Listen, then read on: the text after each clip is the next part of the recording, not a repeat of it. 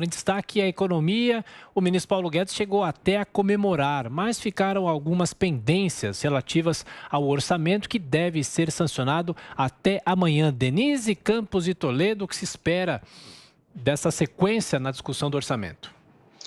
Olha, Tiago, na verdade veio uma vitória para o governo, para a equipe de Guedes, do lado de se garantir uma segurança jurídica, né? O orçamento da forma como foi aprovado, ele cortou demais despesas obrigatórias que não daria para cortar e não deixou muita margem para o governo cortar aquelas despesas discricionárias, isso originalmente. Então houve toda uma negociação e aí se excluiu algumas despesas, aquelas relacionadas à saúde, à volta do programa de preservação do emprego, de crédito para as empresas, o Pronamp, gastos com a saúde, tudo isso fica fora do teto, então já dá uma margem de manobra importante para o governo em meio à pandemia, porque ele sabia dessa necessidade de relançamento desses programas.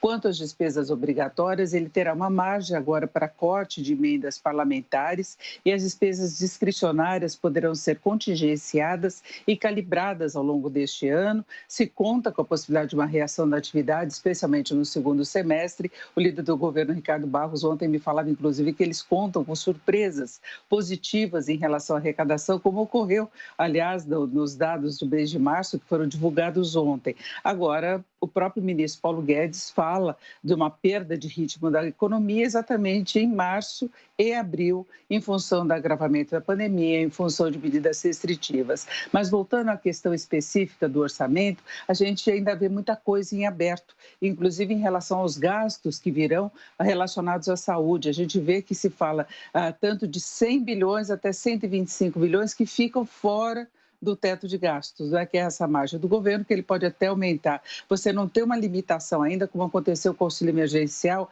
que teve o valor fixado em 44 bilhões de reais. Então, a gente vê divergências, por exemplo, quanto ao custo que terá o bem, que é esse programa de preservação do emprego, não é? Então, ficou muita situação ainda em aberto e não houve, por parte dos parlamentares, grandes concessões em relação às emendas. São emendas de vários tipos aí e, somando tudo, ainda devem ser preservados 37 bilhões de reais para essas emendas. Teve um acerto anterior para a aprovação da PEC emergencial. Então, na verdade, não foi uma vitória exatamente da equipe econômica que chegou a propor o veto integral do orçamento para se começar novamente. Não há qualquer sinalização efetiva em termos de responsabilidade fiscal, de se adequar ao orçamento para estabelecer uma perspectiva melhor de evolução das contas públicas. Não, você tira do cálculo do teto essas despesas relacionadas à saúde, mesmo que nós não tenhamos um estado de calamidade, tem toda essa situação em aberto e vale lembrar que ainda podem vir mais despesas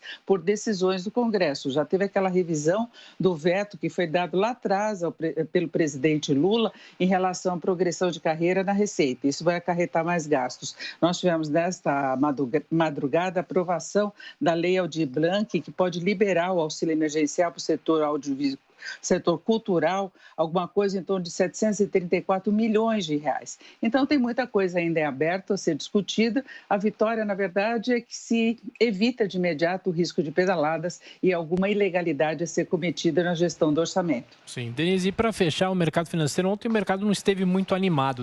Teve alguma coisa a ver com o orçamento? O que se esperar? Aliás, hoje é feriado, né?